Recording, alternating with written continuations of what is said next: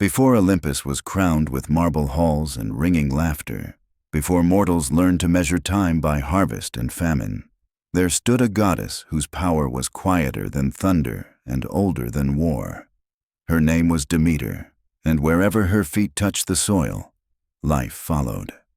Demeter did not rule from the sky like Zeus, nor stride across battlefields like Ares.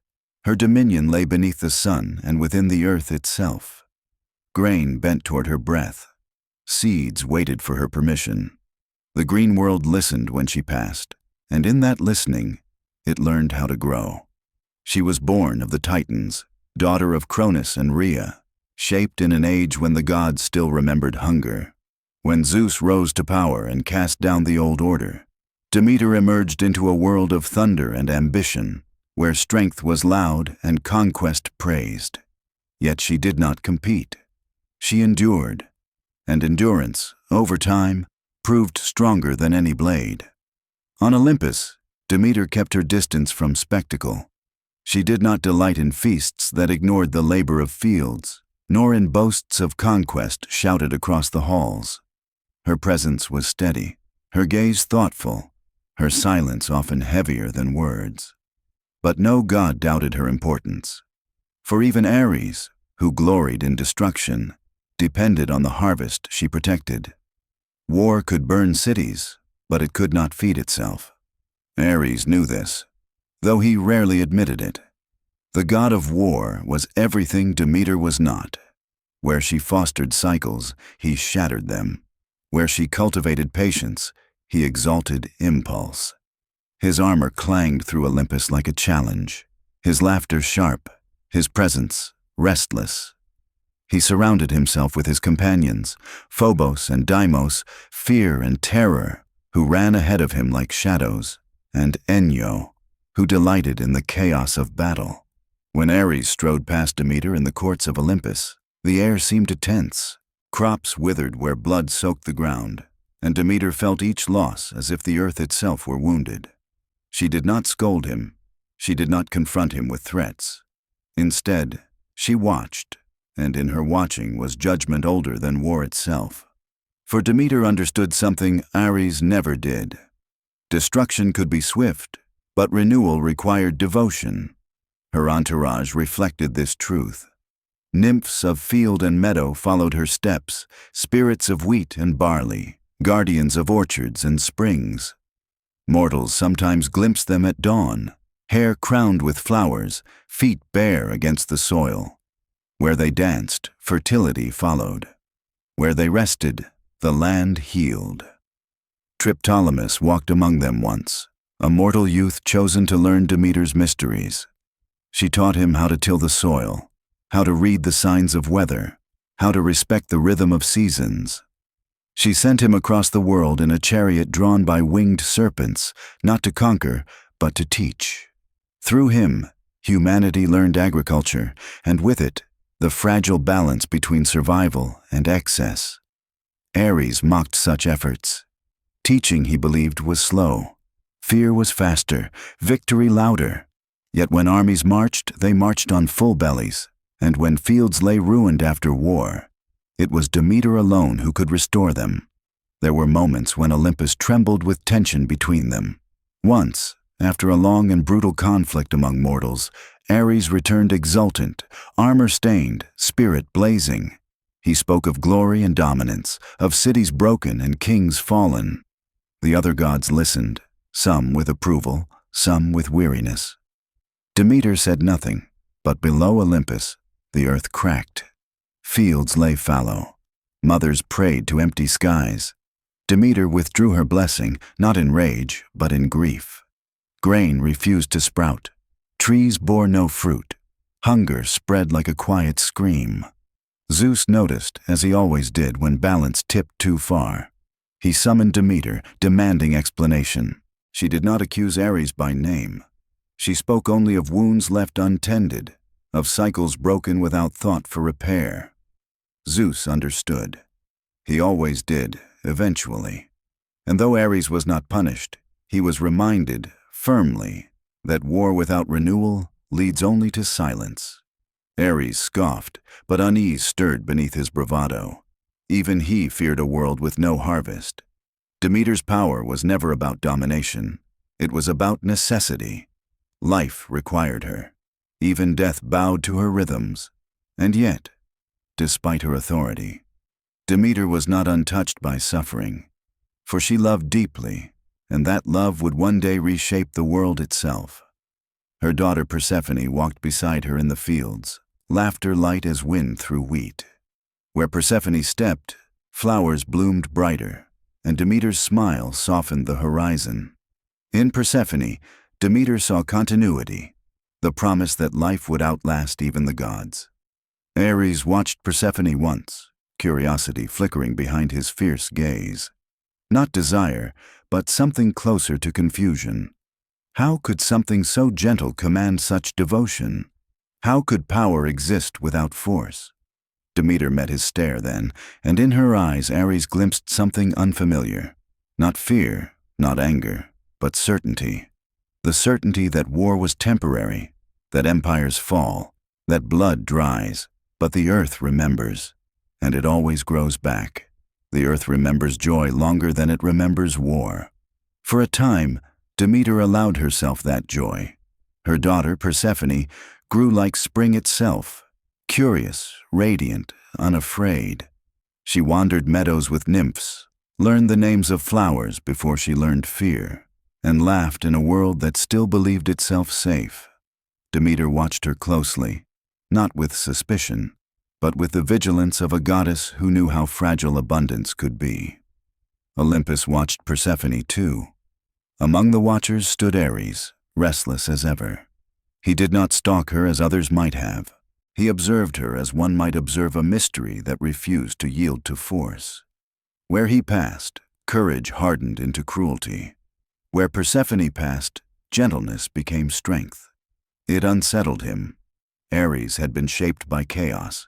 His companions, Phobos and Deimos, thrived on screams and panic, fed by moments when mortals lost themselves in terror. Persephone inspired the opposite. Fields flourished around her, animals stilled. Even soldiers, marching beneath banners of blood, hesitated when they crossed land she had blessed. Ares despised hesitation, and yet, somewhere beneath his armor, doubt stirred. What kind of power could stop violence without ever lifting a hand? The answer would come, not from Olympus, but from the depths below. Hades ruled a realm untouched by harvest or war. His kingdom was quiet, orderly, eternal. Souls arrived stripped of glory, equal in silence. He had long accepted his domain, until one day the earth itself betrayed him. Persephone knelt in a meadow, admiring a flower that had never bloomed before. Its color was too rich, its scent too deep, its roots stretching far beyond the soil. When she touched it, the ground opened, not violently, but inevitably. Hades emerged, and the world changed. The abduction was swift. No armies clashed, no blood spilled, yet its impact rivaled any war Ares had ever unleashed. Persephone vanished, and with her went the balance Demeter had guarded since the dawn of seasons. Ares felt it before mortals did. Fields stiffened beneath marching feet. Grain lost its weight. The air tasted wrong. This was not the aftermath of battle. It was absence. And absence, Ares discovered, frightened him more than carnage ever had. Demeter searched.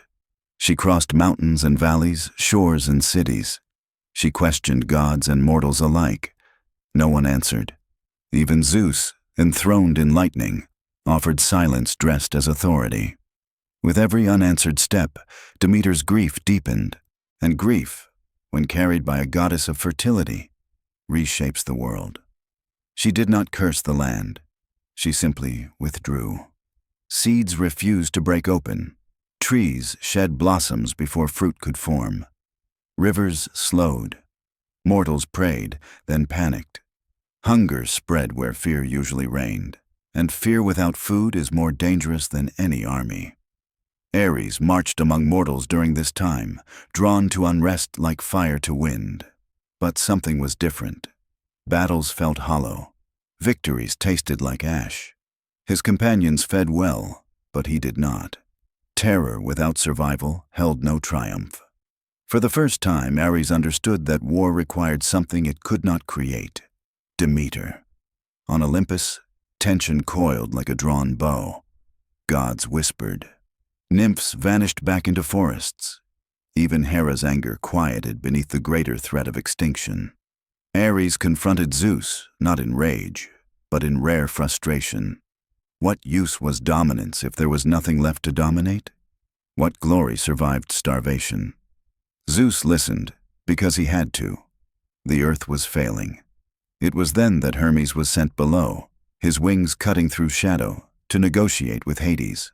Not as a conqueror, not as a threat, but as a mediator between loss and necessity.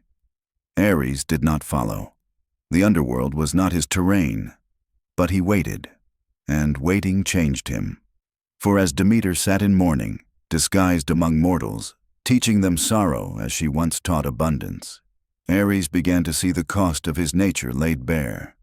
Every field he had trampled mattered now. Every village burned echoed louder in silence. War, he realized, was loud because it feared being forgotten. Demeter's grief did not shout. It endured. And endurance, even Ares was beginning to understand, was the most terrifying power of all. The first snow is not a weapon. It does not swing like a sword. It does not roar like thunder. It simply arrives, soft, patient, absolute, covering the world the way a goddess covers her heart when it has been split open. And that is how the first true winter entered the lives of mortals. Not as an accident, not as a storm, but as Demeter's decision. On Olympus, the gods had always treated famine as a story for others, something that happened to humans when they failed to honor the divine. But now famine rose like a tide that did not ask permission. Smoke no longer promised bread. Riverbanks no longer promised reeds and fish. Even the wild berries shrank back into their thorny shelters, as if the forests themselves had begun to mourn. Demeter had stopped speaking. She moved through the world like a veiled shadow, and wherever she went, the soil tightened. It was not wrath that drove her. It was a grief too large to hold without spilling into everything. Her entourage, those bright meadow nymphs and grain spirits who once sang at her side, had gone quiet as well. They withdrew into the last pockets of green, guarding whatever life remained like a secret. Some became whispers in the roots of old oaks. Some hid in springs, keeping water sweet where they could. They were not fleeing Demeter's sorrow. They were carrying it. Because grief, in Demeter's realm, did not stay inside the heart. It became weather. It became law. Far above, in the halls of Olympus, Ares paced like a caged lion. The god of war hated stillness. Stillness was the enemy of his nature. It offered no clash of shields, no adrenaline, no screams to feed his companions. Phobos and Deimos lingered at his shoulders, restless, irritated, as if the world had suddenly lost its flavor. "What is fear?" Phobos murmured, "when there is no strength left to tremble?" "What is terror?" Deimos answered, "when there is no hope left to destroy?" Ares did not snap at them. He could not. Their questions struck too close. He had always believed himself essential. Nations prayed to him before battle. Kings offered him promises. Soldiers bled with his name on their lips.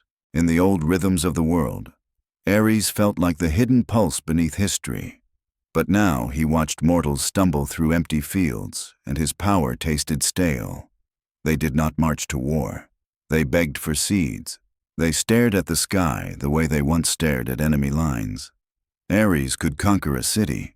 He could break an army. He could crush courage into panic with a single breath. But he could not grow a grain of wheat. And in that helplessness, the war god felt something he rarely allowed. A kind of humiliation. It was not the humiliating net of Hephaestus, not the laughter of the gods in that bright, cruel moment. This was deeper. This was the humiliation of realizing that all his noise depended on Demeter's quiet. War cannot eat gold. War cannot swallow honor. War cannot digest victory. War eats bread, and bread belonged to Demeter. The gods began to argue, not the playful quarrels of Olympus, not the sharp sparring that left no consequences. This was a council strained to its limits. Even Zeus's thunder seemed distant, uncertain. Hera's eyes narrowed at every silence. Athena's gaze sharpened, calculating. Apollo's light could not warm what Demeter had withdrawn. Artemis's forests felt thinner with each day. And Ares stood there, armored, powerful, and for once, irrelevant. Zeus spoke of balance, of necessity, of deals that must be honored. But Demeter was not a merchant. She was not bargaining for treasure or praise. She was demanding her child. Ares listened in mounting impatience until finally he stepped forward, his voice loud enough to make lesser gods flinch. "This is not a war," he declared, as if saying the words could turn the world back into something he understood. "Then why does it feel like one?" Athena asked, calm as a blade being drawn. Ares bristled. "Because it is tearing the world apart." "And yet no one is fighting," Athena said. "That is why you cannot solve it." Those words struck him harder than insult. Because they were true. Ares turned his gaze toward Demeter, who stood apart from the gathering, veiled in radiance that looked dim only because grief surrounded it. Her face was the color of wheat before harvest, golden but exhausted. Her eyes held the stillness of fields after reaping. He wanted to shout at her, to demand she stop, to threaten, to force. But when he opened his mouth, no words came. Because something in Demeter's silence warned him. If he tried to bully her, the world would not simply starve. It would end. And then, at last, Hermes returned. The messenger god stepped into Olympus with the strange heaviness that clung to him after visiting the underworld. His winged sandals did not seem as bright. His smile, usually effortless, carried strain. He spoke quietly, and the hall leaned in. "Hades will not release her completely," Hermes said. "She has eaten the seed." The gods stirred at that. Some looked relieved, as if the problem had been reduced to a tidy rule. Some looked alarmed. Demeter did not move. Hermes continued. "But there is a path, a cycle. She may return for part of the year, so long as she must also return below for the rest." A deal, a compromise, a divine solution that sounded fair only to those who had never lost anything precious. Demeter's voice finally returned, and when she spoke, it was not loud. It did not have to be. "Bring her to me," she said. The air tightened. Even Ares, god of tension and conflict, felt the power in that simple sentence. Because it was not a request, it was not a plea. It was a command that belonged to the very bones of the earth. So Persephone came, not in triumph, not as a rescued princess, but as something new. When she stepped into Demeter's sight, the world itself seemed to pause, like a breath caught between grief and relief. Demeter ran to her, and for a moment, mother and daughter held each other so tightly that even the gods looked away. Because no matter how immortal you are, there is something uncomfortable about witnessing love that does not need an audience. Demeter stroked Persephone's hair, kissed her brow, whispered her name like prayer. Persephone clung to her like spring clings to the last snow. And then Demeter looked at her daughter's eyes. They were the same eyes as before, and yet not. There was shadow in them now. Not corruption, not harm, but knowledge. Persephone had walked among the dead and learned what Olympus refused to acknowledge, that endings are not always punishments. Sometimes they are simply part of existence. Demeter felt that knowledge like a splinter in her heart. Ares watched this reunion from the edge of the hall, arms crossed, jaw set. He expected celebration. He expected relief. He expected the gods to laugh, to feast, to call it resolved. But Demeter did not smile the way the others wanted her to. Because she had not won. She had bargained with death, and bargains leave scars. Zeus, sensing the moment, stepped forward with the practiced authority of a king who must declare the terms of reality. 2/3 above, he said, 1/3 below. Or, in another version whispered among the gods, half and half, the year split like bread. Either way, the meaning was the same. Persephone would not belong to one world anymore. She would belong to both. Demeter looked down at her daughter's hands. They were warm, alive, real. She could feel Persephone's pulse. She could smell meadow air in her hair, could sense the sun's memory on her skin. And still, Demeter knew. The underworld had touched her. Ares found himself oddly restless, as if the rules of war had been rewritten in a language he couldn't read. In war, you either win or you lose. You either take ground or surrender it. You either live or die. But here, reality had chosen a third path. A cycle, a compromise, a story that did not end, only repeated. This, Ares realized, was Demeter's true kind of power, not a single decisive blow, but a rhythm that could humble even kings of death. Demeter lifted Persephone's chin gently. "When you are with me," she said, "the earth will bloom, the world will eat, the mortals will sing." Persephone's lips trembled. "And when I must go?" Demeter's breath caught. Ares expected a threat then, an oath of revenge, a vow to tear the underworld apart. But Demeter did not offer violence. She offered truth. "Then the world will learn what absence means," Demeter said. "Not because I hate it, but because I love you." Those words rippled through Olympus like a silent thunderclap. Ares, who had always equated love with possession and pride, felt something twist in his chest. He knew passion, yes. He knew desire, yes. But this devotion that could freeze the earth rather than surrender what it cherished. It frightened him. Because it meant Demeter's grief was not weakness. It was leverage against existence itself. From that day, seasons began. Not as a simple weather pattern, but as a divine memory enacted year after year. When Persephone returned, Demeter's entourage emerged. Grain spirits lifting their heads, meadow nymphs dancing again, orchards awakening. The world exhaled. Mortals rejoiced. Life returned with a sweetness sharpened by the memory of hunger. And when Persephone departed, Demeter's entourage retreated into the roots and stones. Fields hardened, leaves fell, rivers chilled. The world did not die, but it slept in sorrow, waiting. Ares watched the first true spring after Persephone's return. He expected joy to feel like triumph, but it felt like something else.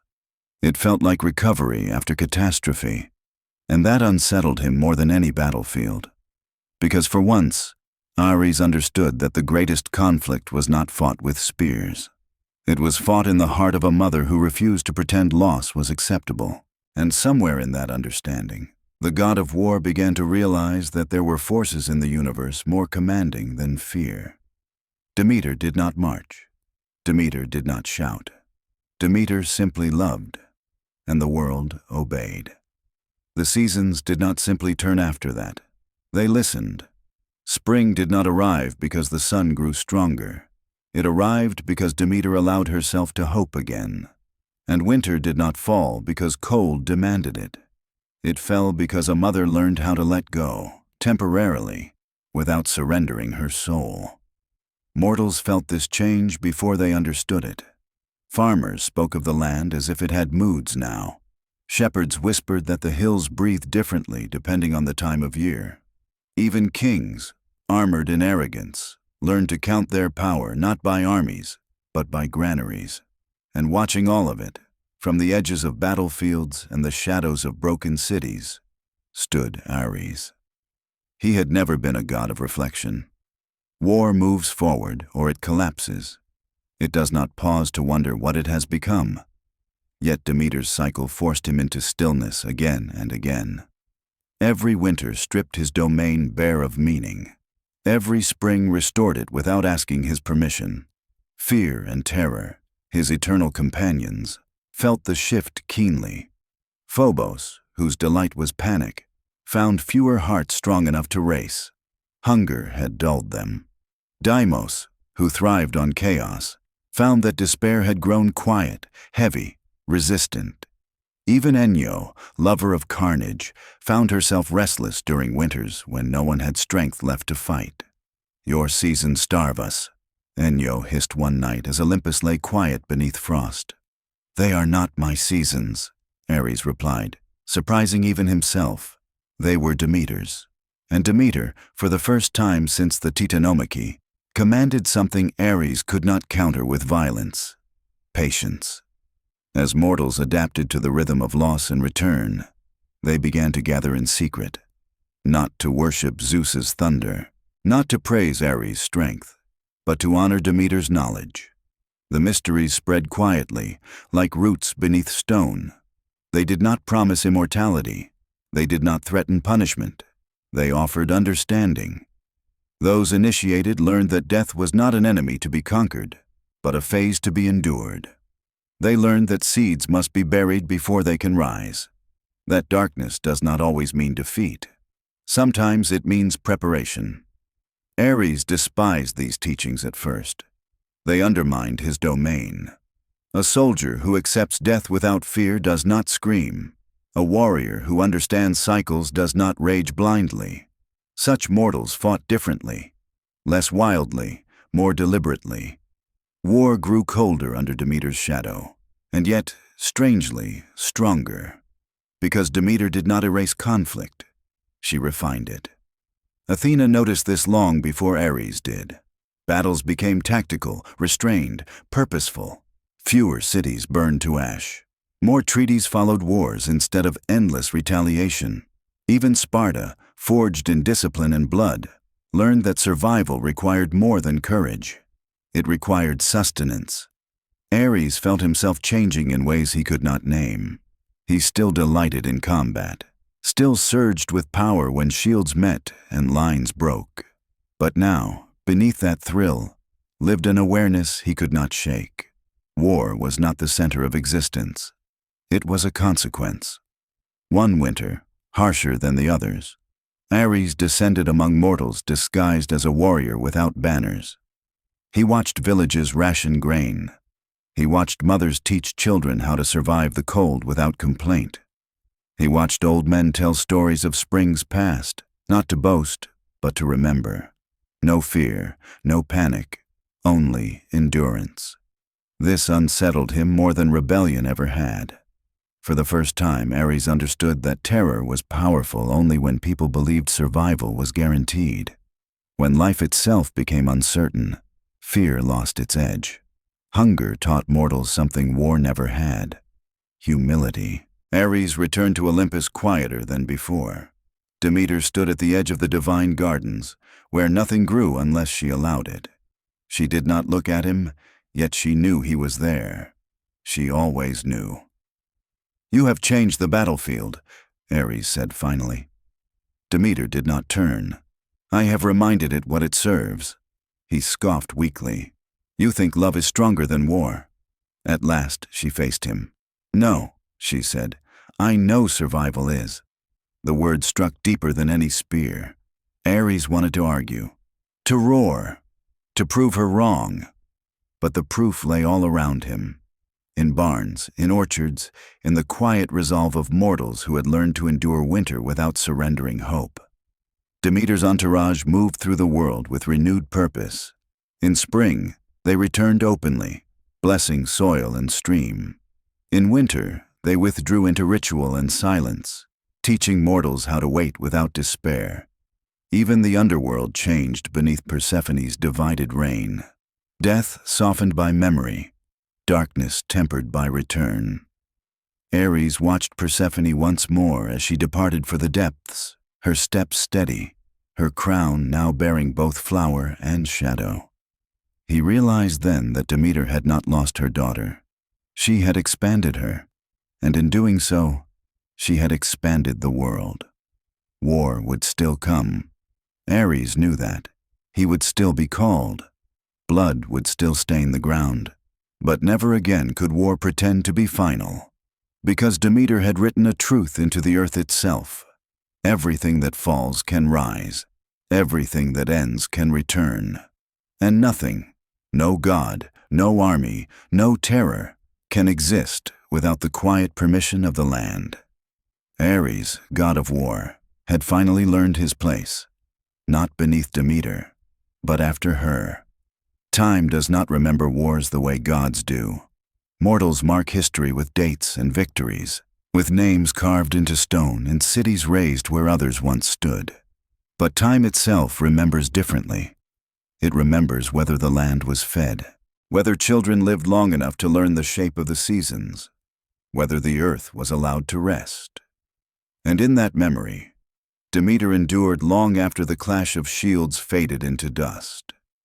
As centuries passed, Olympus changed. Gods quarreled, alliances shifted, heroes rose and fell. Temples cracked, oracles fell silent. Even belief itself thinned, stretched across cultures and centuries until the gods became stories instead of presences. But Demeter's work did not vanish. Every seed planted in dark soil carried her legacy. Every harvest festival echoed her grief and joy.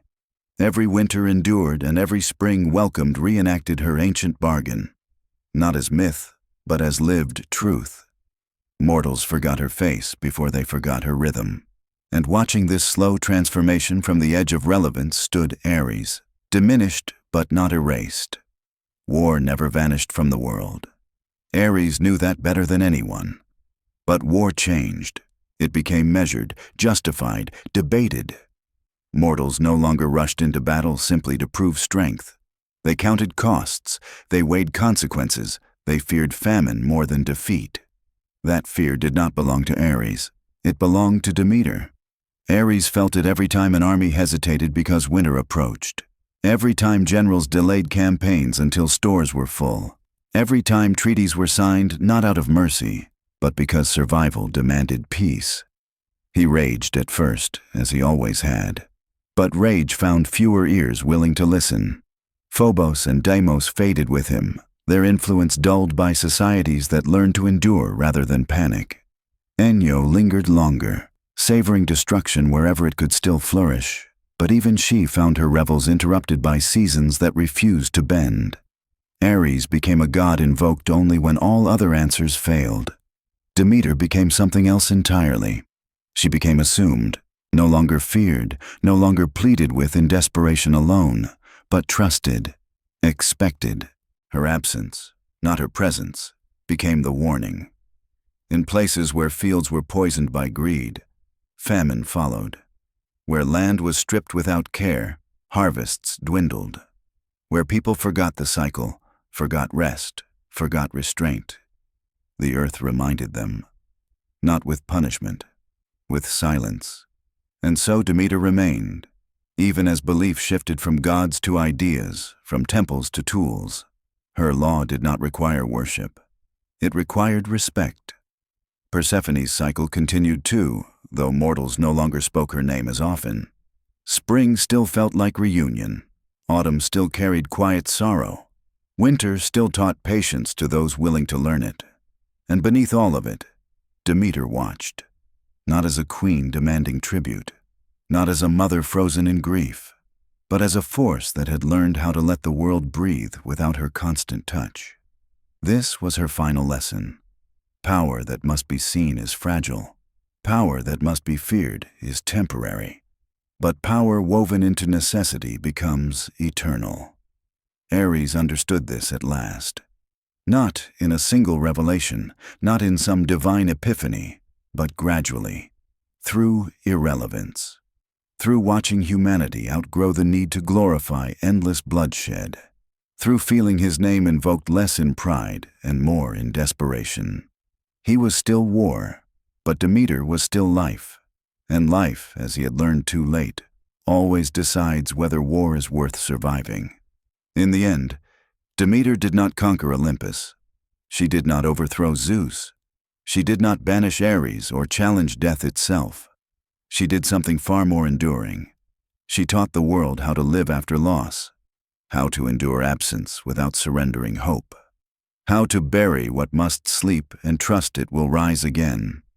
how to accept that love does not prevent pain, but gives it meaning.